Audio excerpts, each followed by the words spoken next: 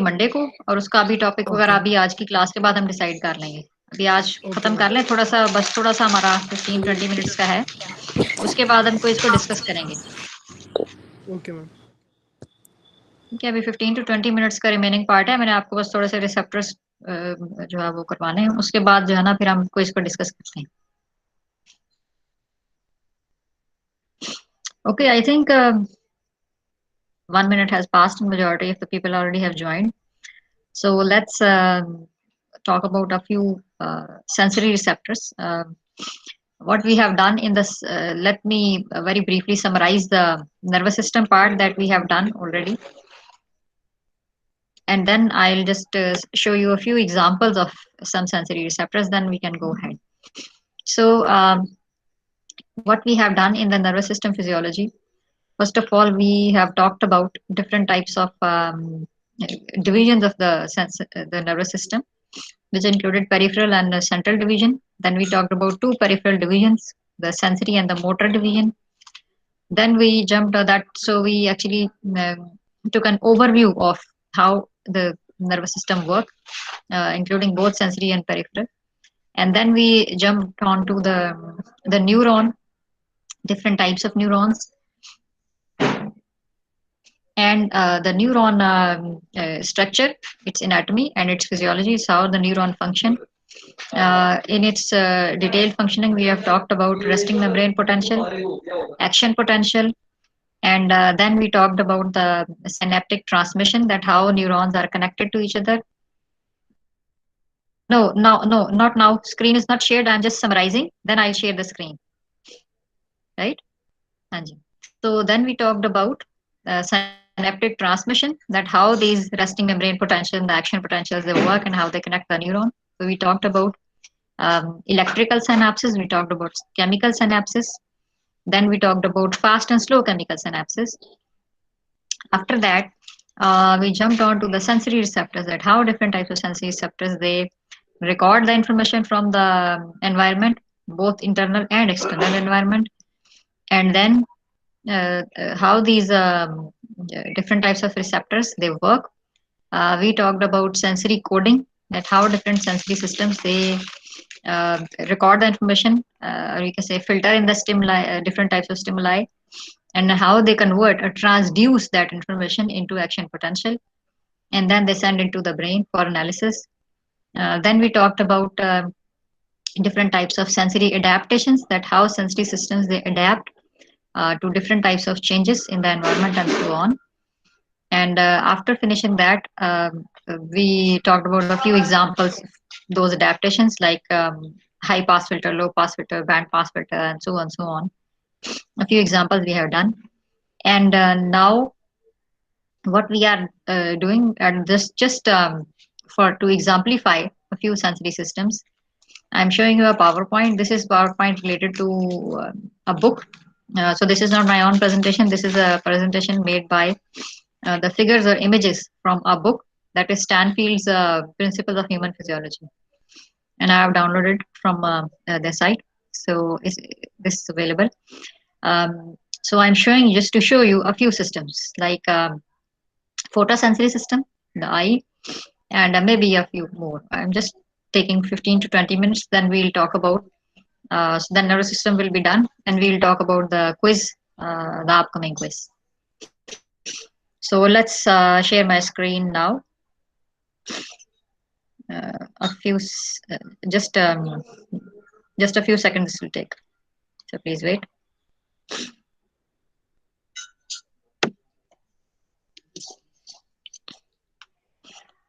Okay, so sensory systems.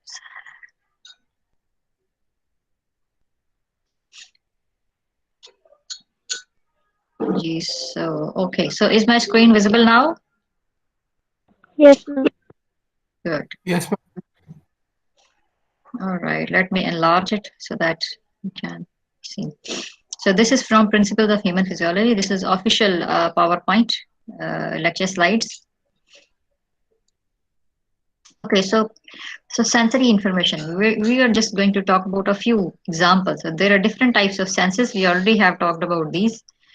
that there are special senses. There are vision, hearing, equilibrium, taste, smell, the proprioception, the somatic senses, senses in the skin, senses inside the body, baroreceptors, receptors for recording these pH, oxygen level, carbon dioxide level, everything is recorded. But the first overall overview of sensory receptor, that there is a stimulus. If you look at this diagram, there is a stimulus that arrives at a sensory receptor, maybe eye, maybe ears, maybe a baroreceptor, maybe a oxygen level receptor, or any other kind of receptor. There is a receptor cell or set of cells. After that, this should always be connected to a neuron, a nerve cell, which is basically a sensory neuron. This should be a sensory neuron, sometimes also called efferent neuron. Why efferent? Because efferent is the term that is generally used for something which is recording some information and taking it away to a central system.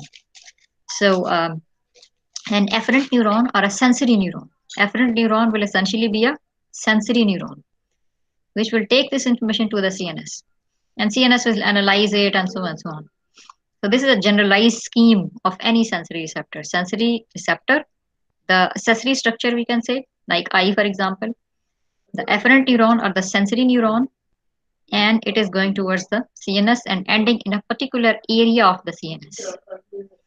So let's have a look on any example. And this is another example, say, saying a sensory receptor cell. Stimulus arrives and it causes entry of calcium inside the cell, and then sensory receptor cell releases neurotransmitter, a transmitter. That transmitter molecule is attaching to a receptor protein on efferent or the sensory neuron, and action potential is generated in the efferent neuron, which will go towards the CNS. And the remaining rest we are not talking here because we are talking about sensory system basically. Now I'm just jumping up towards the eye basically. So I'm relieving all this. We are not going to do this many examples.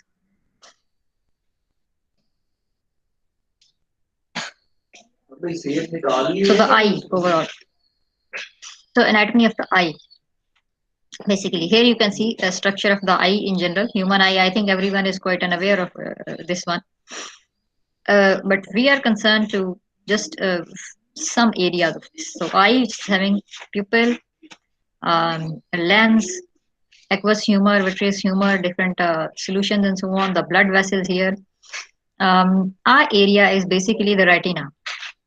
This basic area, which is down there. This one here you can see by labeling the retina. So the retina consists of, uh, uh, it's a big layer basically, that consists of different types of neurons. There are layers of neurons, and then at the end, there are rods and cones. Now, what happened that rods are present on almost all areas of this retina, but cones, which are rods, are for basically black and white vision, or you can say the grayscale vision. But the cones are for color vision. And what happened that mostly in human eye, these cones are concentrated in this particular area, which is just above the optic nerve. This is called fovea. Fovea is the area where most of the cones are concentrated. So color vision actually is present almost here. But now, of course, we are just going to talk about that um, this how the light falls on the actual receptors, which are here, down there, rods and cones. Let's go ahead. So what human eye can see, we already have talked about it. Approximately 400, they are saying 350. There is a variation in the opinion. Some people says that human eye can see somewhere from 350 to 750, but most of the books they agree on this, that this is 400 to 700 nanometer range that human eye can see. But you can see that here are different types of rays which are present. Like down there, below 350 are ultraviolet, X-rays, gamma rays, cosmic rays, and so on. And above are like above 700 are infrared, microwaves, TV, radio waves, and so on. And this is the spectrum, which is called visible light. And you can see blue, green, yellow, red. Now we just go down to the receptors. This is the retina. Now refer back to the eyeball that I have shown initially. The retina covering here this whole area. And what we are taking, this small part, this small part. See fovea. I just have shown you fovea. So the fovea area is having both rods and cones, but a huge amount of cones are there. Rods are all over the retina. Few cones are also all over the retina, but most of the cones are located in the fovea. So this part is actually enlarged here. We show this. So what happened that these cells here, which are shown, are the sensory receptors in fact. And these sensory receptors are, you see, connected to the neurons here. One layer, neurons here. Another layer, neurons here. This light bluish, chote chote. Third layer, and another layer of the neurons. So there are many layers of neurons which are actually connecting um, these eye receptors to the brain, because you can see this last layer is going towards the optic. This is making basically the optic nerve. These axons collectively making the optic nerve. So what happened that light is falling and going, passing through all this and reaching ultimately, which is called the pigmented epithelium, um, towards these photoreceptors, rods and cones. Light is passing through all these and falling on the rods and cones. And rods and cones, they are activated, which activates these neuron.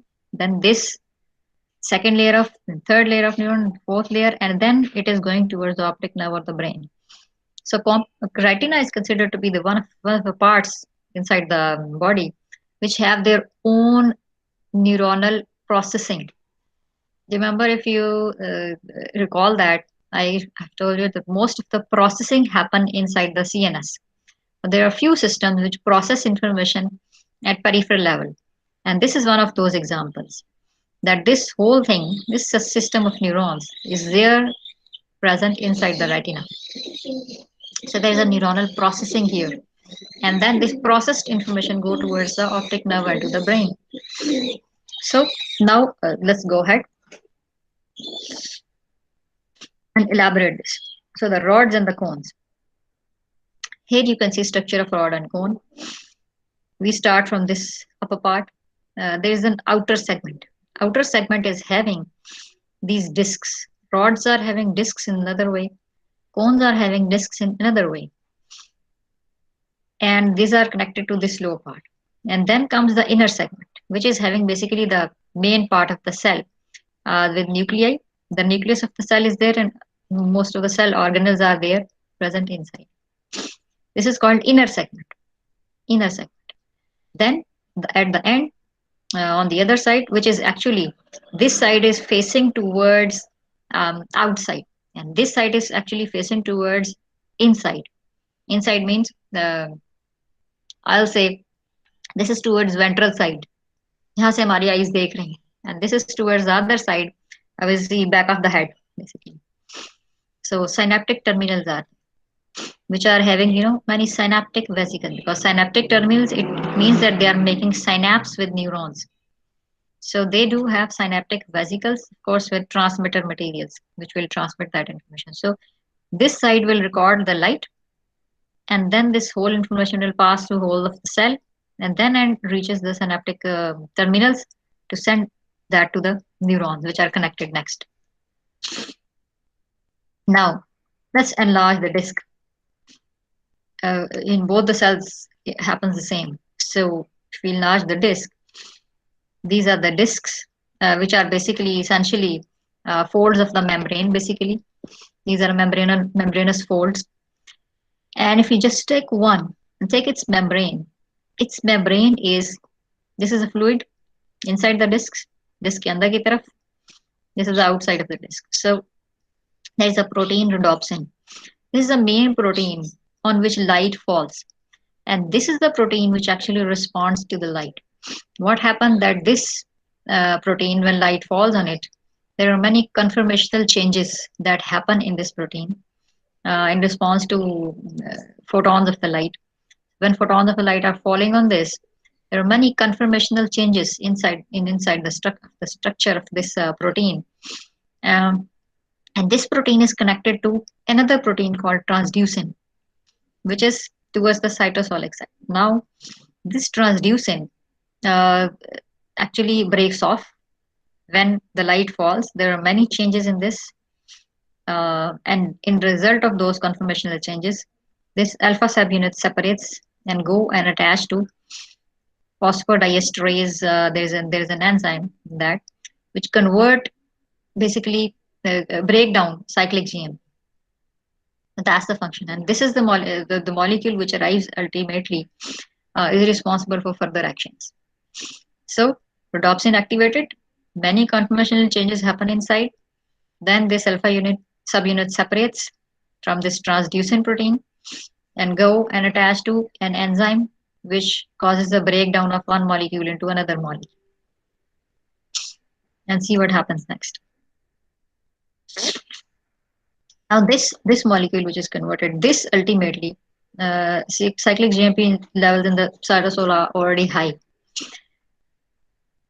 When as a result of this, ultimately what happens that happens normally, sodium channels open, um, and sodium enters the cell, causing depolarization that spreads from outside segment to the inner segment. Then calcium channels open in response to depolarization. Calcium enters inside, triggers the exocytosis of transmitter. Transmitter causes graded potentials in bipolar cells. So graded potentials are already there. So this is the very conventional process that we already know. When there is no light falling, see this is happening when there is no light falling. Have a look. Relate it to the previous action potentials. What happened? That in retina it is reverse. This situation is opposite to the situation present in normal neurons. So this is basically what's happening already in the dark when there is no light. Right? Now when light falls, this whole situation will reverse. Let's see what happened. Because cyclic GMP is there. Now you see what happened when light falls. Cyclic GMP is broken down. So its levels will fall actually, which is not happening in the dark. In dark, there is cyclic GMP. Now let's see what happens. When light is absorbed by photopigment, I come back here. And what will happen? Number one, light is absorbed by photopigment. Retinal and opsin dissociates. Uh, these subunits dissociate. Transducin is activated. Third protein we said, its alpha subunit separates and go towards the enzyme. Phosphodiesterase. That enzyme's name is phosphodiesterase. This is activated and it breaks down the cyclic GMP. Again, come back. Here, light falls, it's modified. This subunit is broken down, goes here, break down cyclic GMP. Right? So, next. Now, what will happen? Cyclic GMP level in cytosol they decreases, falls down. When they falls down, sodium channel is closed. When sodium channel is closed, less sodium entering the cell will actually hyperpolarize. What happened? That when these sodium ions are not entering inside, what will happen? The cell will hyperpolarize, will become even more negative in comparison to the normal state. Rather than becoming positive, in positivity, what happens? Sodium channels open, sodium comes in. Here, opposite happens. The sodium channels closes in response. So the result is cell will hyperpolarize. Then what will happen? When this hyperpolarization go down the cell, the calcium channel will also close because those calcium channels were open because of sodium ions which are coming in. Now sodium channels are closed. So what will happen? Calcium channel will also close and transmitter release is decreased. This results in what we call graded potential. We are not going into the detail of the graded potential, but ultimately uh, this potential is basically slowed down in bipolar cells. It gets smaller. So this result in actually uh, response entering into the next cells, which are next neurons. And this is then amplified into the next layer of neurons, further in the next layer of neurons, and ultimately sends a message to the brain. So in photo receptors, what happens that the reverse of normal we can say action potential happen, that rather than sodium channels open, sodium channels actually closes, and the result is basically calcium channels closes, and the normal information which is going is actually modified, which result in sending information to the brain in a particular way. And of course, though that optic nerve ends in a particular area, which is the optic area, which analyze it as the information coming from the light. So this is one example. This is a complex one anyway, but still. So this is one example of phototransduction. Now there are three absorbance spectra. There are blue cones, which are recording this spectrum, right from 400. Some people agrees that it goes down to 300 and 350. And this light is absorbed by blue cones. Now the green cones.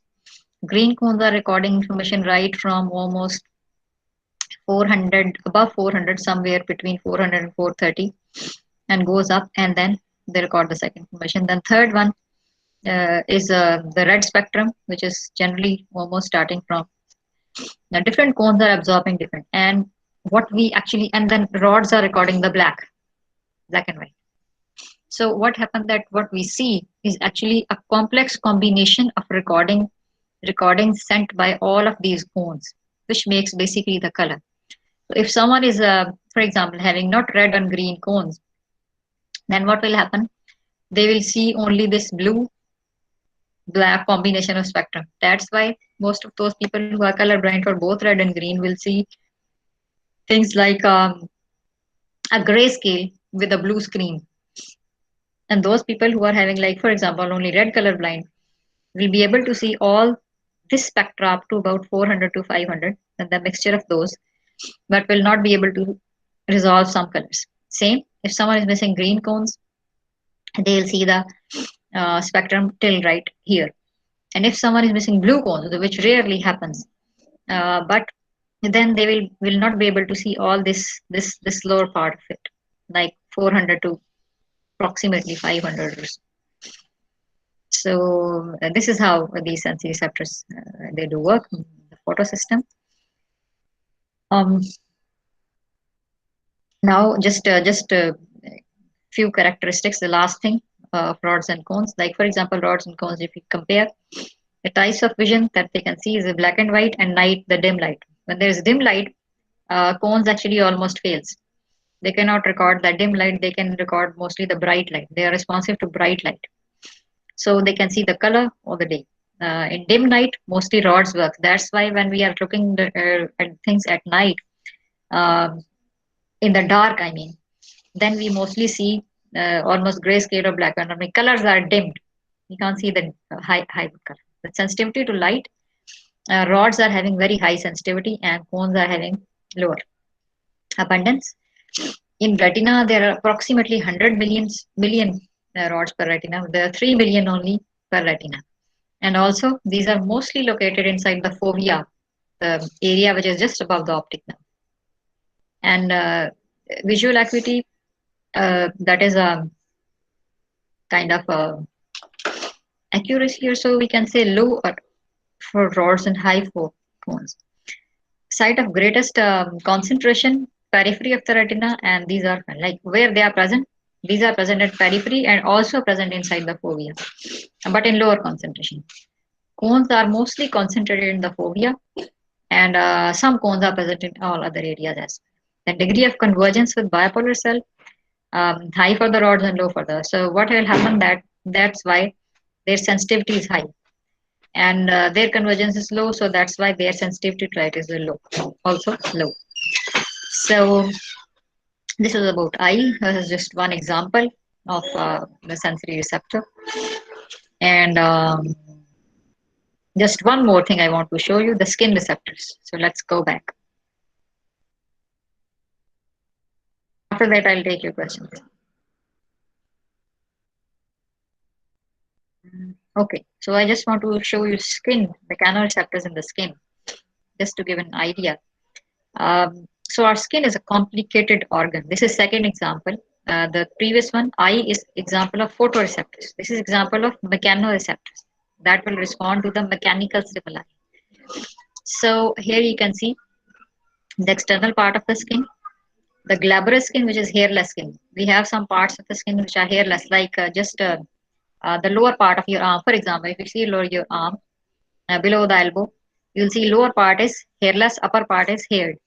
So there is a slight difference in among the hairless skin, that is called glabrous skin, and hairy skin, the skin which is having hairs. Um, so let's see one by one. Hair follicle itself is a receptor, and this is connected to neurons down there. That's why when our hairs when we are exposed to, for example, cold, we can see the hairs, they straighten, they come straight. That is a response to the cold mostly. Then there are different types of sensory receptors, like up in the upper part, you can see the Merkel's discs. They are responding to what we call tactile stimulation. That is the touch of different kinds. They respond to touch of the different kind. Ultimately, are related again to the nerves down there. Then uh, there are more in, for example, these leaf likes are called rufinese endings. These are basically for various types of stimuli, like vibration, like uh, I think the deep pressure too. Then the Messner's corpuscle. These are also for tactile stimulation of different kinds. Then Pacinian corpuscle, which is again because it's just below. See, so what I want to tell you, that if you relate it, most of those which are present in the upper part are mostly for lighter touch and pressure, and all those which are in deeper parts are mostly for deep pressure, or maybe deep touch, hard touch, or tough touch, and also for the vibration. So this is Pacinian corpuscle. This is also mainly for deep pressure and vibration. Though the variations are there, I mean, in different organisms, there may be variations in. I mean, this one may respond to many stimuli, and this one also can respond to many stimuli. And then there are free nerve endings, which are, you can see, almost touching the very upper part of the skin, almost touching the epidermis. These are directly recording all kinds of information like pain, cold, warm, or things like that. I mean, they are responding to all these kind of, pain, warm, warmth, and cold. And a combination of recordings of all these receptors makes what we call the feeling on the skin. That's it. So these are the mechanoreceptors, and these are activated by pressure on the skin most of the times, or maybe vibration of the whole of the body. So these are two examples: one of photoreceptor, one of mechanoreceptor. We are done with the chapter, with the topic nervous system. Next time we'll go on something else. Now your questions. So I'm stopping my presentation. Coming back to you. Yeah, so I want to admit. G. Now, if you have any questions, you can talk. Then we'll talk about the quiz.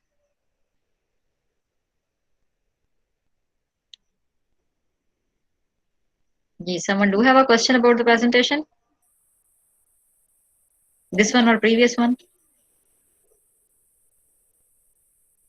Can you guys hear me? Yes, ma'am. Yes, ji ma'am. अगर कोई question नहीं है तो फिर चलें quiz discuss कर लें. Yes, Yes, ma'am. ma'am. Okay, so first quiz will be about, I think we have decided on two topics, if I'm not wrong: resting membrane potential and action potential, Yes, ma'am. Yes, ma'am. right? So we have decided about two topics. I'm writing these two so that everyone can see it. So resting membrane potential and action potential, right? For quiz 1. Are these enough or we can add more? बहुत है It's ma'am Are enough. these? We can add more. Someone is saying. Then why not to add myelination? That is very related. Should we? Okay. This is a small topic. The saltatory conduction. Remember myelination? The layer of insulation. Yes ma'am करनी है इसको add कर लें. हाँ. Yes ma'am चलें. इसका test भी हो जाएगा. Myelination. So we are adding now 3 topics to the quiz 1. Resting membrane potential, action potential, and myelination. And what about Monday for the quiz date? In the class time, 12 o'clock. Ma'am Tuesday को कर लें Okay, ma'am. Wednesday को कर लें बेटा Tuesday को फिर वो टाइम कैसे सेट होगा हमारा? वेडनेसडे मैम वेडनेसडे क्योंकि क्लास के टाइम में कर सकते हैं ना. हैं? मैम मैं वेडनेसडे का कह रहा हूँ वेडनेसडे को कर लें.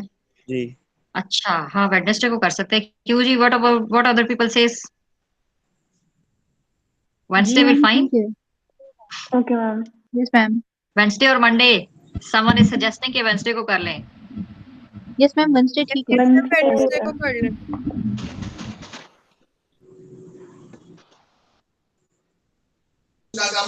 मैम ये कमिंग वेंसडे या नेक्स्ट जो नेक्स्ट वीक में होगा Wednesday next week in next next वीक in next week. Let me check for the date. Next Wednesday will be 9th December. Yes, 9th December. Right, so 9th December. That is 9th December. Right? Okay ma'am Okay, so of course quiz will be online, and I want to make MCQs, and I also want to add short question in which you have to type online text. All right. So what's my pattern? MCQs plus short question. All right. And marks, I want to make this to 15 marks. थोड़ा बहुत up down करूंगी इसमें, देखूंगी MCQs कितने बनाने चाहिए और questions कितने. ये मैं शेयर कर दूंगी एक आध दिन में. So will it be a live test or just be Yes, online? that will be online. That will be online. Is it and going to be on Moodle? yes, on Moodle. Everyone. Syllabus will be resting membrane potential, action potential, and the myelination. 3 things: resting membrane potential, action potential, and myelination. These 3 topics.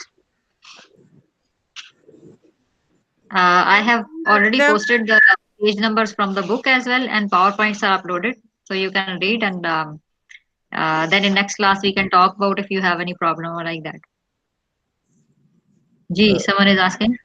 जी, इक्तदार जी, हाँ जी. No ma'am मैंने कुछ नहीं पूछा. All right. Okay. Someone else?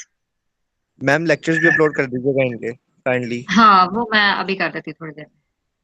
ठीक है, Okay. अभी कर देते हैं जरा देर. I'll share those. Ji, anyone else want to ask something? No, ma'am. Okay, अगर कोई, if someone is not present in the class and you know them, because I see 27 people here, and if you know the others, please share this information with them too about the quiz. Though I'll post that on Moodle and also send an email so that everyone knows. Ma'am, do we have a WhatsApp group for this class? Well, yet we do not have. What happened that I have shared this information that numbers are shared and there is a problem. So what I'm thinking of doing, I'm sending people an invite of a group. If someone agrees because it's on your own, I say on your own responsibility, because everyone can see other people's numbers. That's the issue. That's why I was not interested to do that. But if people are interested, few people are interested, all those who are interested, I can add your names to. इसका एक solution है जो मैंने सोचा है, वो ये कि या तो मैं आप लोगों को इनविटेशन भेजूं और जो एक्सेप्ट करना चाहता है कर ले, जो नहीं करना चाहता वो ना करे, क्या। और दूसरा ये ऑप्शन है कि आप मुझे जो भी इंटरेस्टेड है वो मुझे एक मैसेज भेज दें, मैं आपका नाम ग्रुप में ऐड करती रहूँ। व्हाट डू यू थिंक, क्या सजेस्ट करते हैं? बड़े बच्चे हैं, आप tell me what you want. Invitation भेज दूं, ठीक है। I okay, Yes, so ma'am. I can make a group and send you invitation if you are interested only, because you're making, I mean, you should be aware of this, that your number will be shared with all the participants there, right? अगर किसी को इस पे कोई reservation नहीं है तो फिर वो ज्वाइन कर लें, और जो जिनको इस पे रिजर्वेशन है वो प्लीज ज्वाइन ना करें, राइट? Okay, ma'am. क्योंकि ये आपके अपने लिए, क्योंकि मेरी जो सारी कम्युनिकेशन है मैं ईमेल और मूडल के थ्रू कर रही हूँ। So, but some people want that, they also want to communicate with each other, like they can help each other by the group or whatever. So, ठीक है, I'm okay with that. But of course, if someone is not interested to share the number or so, because some people have this concern, this is not necessary for them to join. So it's your choice. Joining is by choice. I'll make an invitation and send to you. Okay. And second thing, of course, I'll take your numbers from the Empower. So I suggest that it's better. All of you do have my numbers. My number. Yes, ma'am. Yes, ma'am. Okay. Yes. No, ma'am. So Empower में सबका number तो ठीक नहीं होगा. Am I right? मैं अपना Yes, number ma'am. यहाँ share करती हूँ. जो आपका करेक्ट नंबर है, जो आप व्हाट्सएप में यूज करते हैं, वो आप मुझे इस नंबर पर उससे एक मैसेज भेज दें अपने नाम के साथ, ठीक है, जो भी इंटरेस्टेड हो। दैट्स माय व्हाट्सएप नंबर, ठीक है, सब लोग देख रहे हैं? Yes, ma'am. 030868000992. This is my WhatsApp number. You can send me your WhatsApp number with your name. I mean, just send me a message with your name and your class code 325.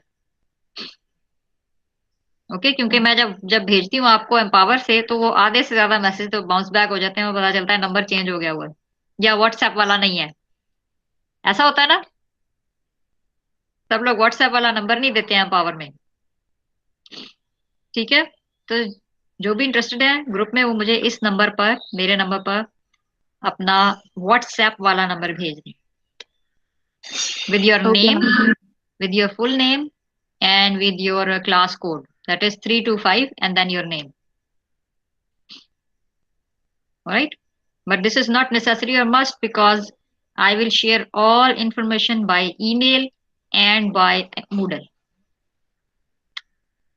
Okay, thank you very much. I think that your just for a minute, let me record the screen so that I can take your names of all of you.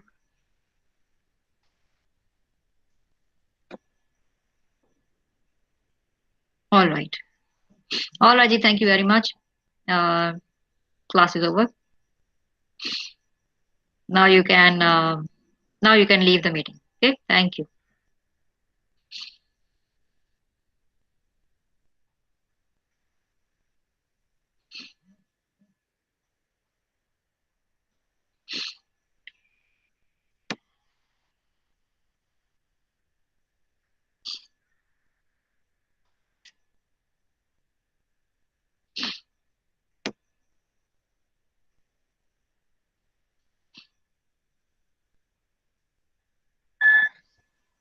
Ma'am leave कहाँ से करेंगे meeting? जी, ma'am option नहीं मुझे मिल रहा। किस चीज का बेटा? मैम मीटिंग लीव करने का option. Just scroll over your mouse, अपना माउस स्क्रॉल ओवर करें और उसके बाद बिल्कुल नीचे देखें सेंटर में, you will see red colour का, जैसे टेलीफोन ऑफ बटन होता है ना, रेड कलर का, वो वाला। यस मैम, या थैंक उसे प्रेस करें, leave call. You ma'am, Allah Hafiz. Allah Hafiz.